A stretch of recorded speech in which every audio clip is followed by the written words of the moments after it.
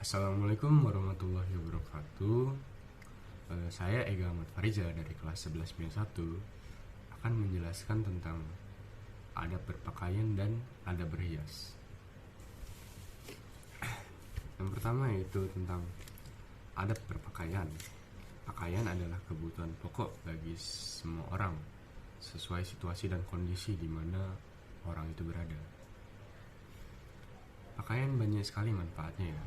Bisa melindungi tubuh kita dari segala macam hal yang bisa merusak tubuh, seperti bisa melindungi kita dari suhu lingkungan yang ekstrim, misalkan ketika musim dingin, ketika musim panas kita harus memakai pakaian yang seperti apa. Itu adalah manfaat dari sebuah pakaian. Lalu juga untuk melindungi ketika kita mendapatkan sebuah hantaman atau sebuah goresan, itu akan mengenai pakaian dulu baru mengenai kulit kita.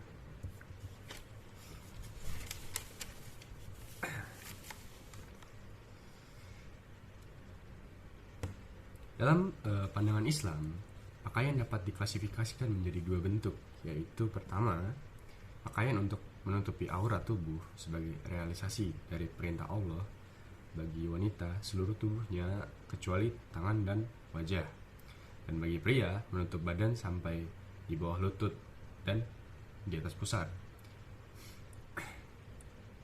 Standar pakaian seperti ini dalam pengembangannya telah melahirkan kebudayaan berpakaian yang sopan dan santun, serta menghindarkan manusia dari gangguan atau eksploitasi aurat, dan bisa menurunkan hawa nafsu kita sesama terhadap lawan jenis kita. Berpakaian dalam pengertian untuk menutup aurat dalam syariat Islam mempunyai ketentuan yang jelas, baik ukuran aurat yang harus ditutup ataupun jenis pakaian yang harus digunakan untuk menutupi auratnya. Berpakaian yang menutup aurat juga menjadi integral dalam menjalankan ibadah, terutama ibadah sholat ataupun haji. Ketika kita melakukan ibadah tetapi tidak menutup aurat, maka ibadah kita tidak akan diterima. Oleh karena itu, pria dan wanita Islam itu wajib menutup auratnya. Ya, mau saat ibadah ataupun tidak saat beribadah juga tetap wajib menutup auratnya.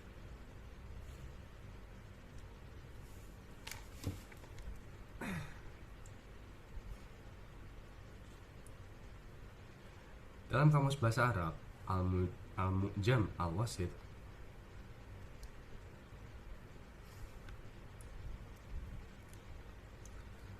busana itu memiliki kriteria, atau pakaian itu memiliki kriteria yang dimana tidak transparan dan tidak ketat, tidak menyerupai pakaian laki-laki untuk wanita, dan untuk pria juga tidak menyerupai pakaian wanita.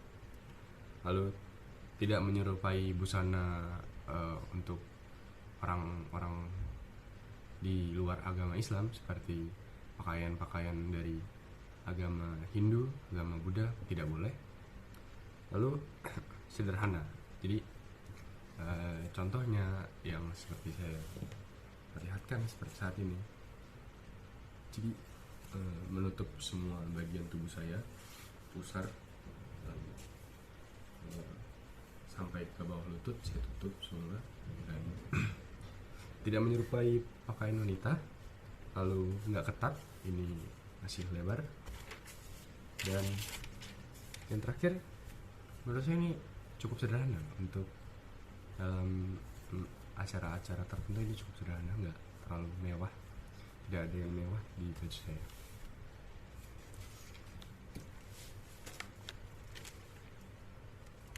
Yang dimana sesuai dalam firman Allah surat Al-A'raf ayat ke-31, yang artinya, hai anak Adam, pakailah pakaianmu yang indah di setiap masjid.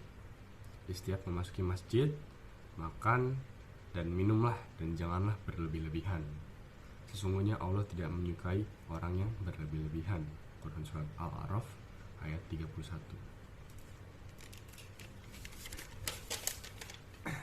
Berikutnya, ke adab berhias. Berhias itu adalah naluri yang dimiliki oleh setiap manusia. Berhias telah menjadi kebutuhan dasar manusia sesuai dengan tingkat peradaban, tingkat sosial di masyarakat. Berhias dalam ajaran Islam sebagai ibadah yang berorientasi untuk mendapat ridha Allah. Untuk memberikan uraian yang lebih detail, mari kita bahas tentang adab berhias. Berhias merupakan perintah dari ajaran Islam. Mengenakan pakaian adalah salah satu contoh berhias. Pakaian dalam Islam itu memiliki fungsi hiasan untuk dan juga memenuhi kebutuhan manusia, yaitu sandang. Dimana pada masyarakat yang sudah maju peradabannya, metode berhias itu memperoleh perhatian lebih besar. Jilbab dalam konteks ini menjalankan fungsinya sebagai hiasan bagi para muslimah. Mode jilbab dari waktu ke waktu terus mengalami perkembangan. Jilbab bukan hanya sebagai penutup aurat, namun juga memberikan keelokan dan keindahan bagi memakainya untuk mempercantik dirinya. Agama Islam telah memberikan rambu-rambu yang tegas agar setiap muslim mengindahkan kaidah berhias, yang meliputi yang pertama ada berhias, yaitu niatnya harus lurus. Kita yaitu berhias hanya untuk ibadah, artinya bukan segala bentuk yang diorientasikan sebagai selain kita untuk mencari ridha Allah ya. Jadi kita orientasikan berhias itu sebagai untuk nyata bersyukur karena kita telah diberikan rezeki dan kemudahan selama ini oleh Allah, karena Allah menyukai orang-orang yang rapih. Yang kedua, dalam berhias tidak dibenarkan menggunakan bahan-bahan yang dilarang.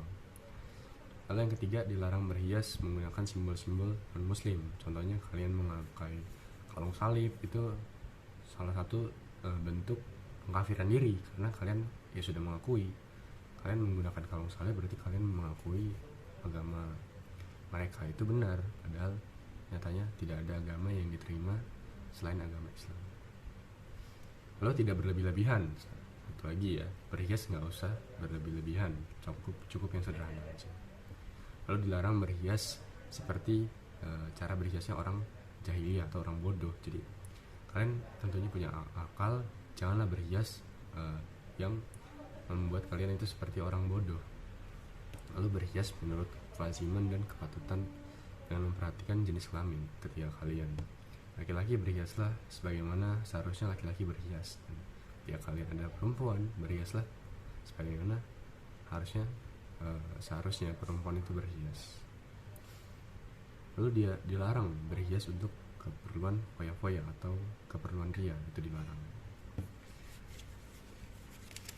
Agama Islam memiliki batasan dalam berhias, yaitu dalam firman Allah Quran surat Al-Ahzab ayat ke-33, yang artinya, dan hendaklah kamu tetap di rumahmu dan janganlah kamu berhias dan bertingkah laku seperti orang jahiliyah yang dahulu, dan dirikanlah sholat, tunaikanlah zakat, dan taatilah Allah dan Rasulnya. Sesungguhnya Allah bermaksud hendak menghilangkan dosa dari kamu, hai ahlul bait, dan membersihkan kamu sebersih-bersihnya. Quran surat Al-Ahzab ayat ke-33. Jadi mulai sekarang harus kita tanamkan dalam diri kita, yaitu etika dalam berhias dan berpakaian. Janganlah bermegah-megahan, karena Allah membenci orang bermewah-mewahan dan bermegah-megahan. Sekian dari saya. Terima kasih telah mendengarkan. Assalamualaikum warahmatullahi wabarakatuh.